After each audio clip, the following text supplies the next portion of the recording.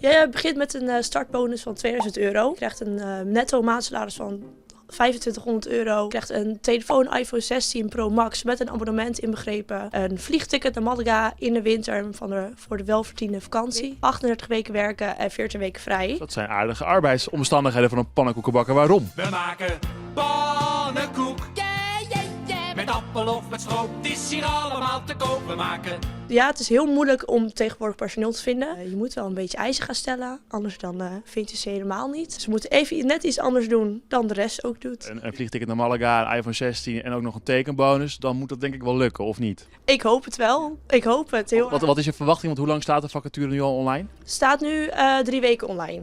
En we hebben tot nu toe nog niks gehoord, maar ik hoop dat dat heel snel gaat gebeuren. Het arbeidstekort is natuurlijk sowieso al een dingetje. Is dat op de Schelling nog lastiger? Ja, we zitten hier natuurlijk wel met woonruimte ook. Dus het woonruimte is sowieso al heel lastig hier. En dan voor personeel bijvoorbeeld van de Wal is dat extra lastig natuurlijk, want je moet wel woonruimte hebben. Ja.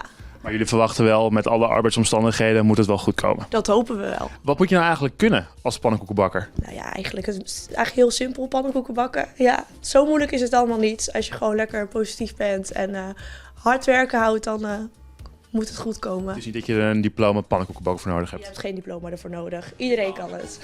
Feest en ik het Europees.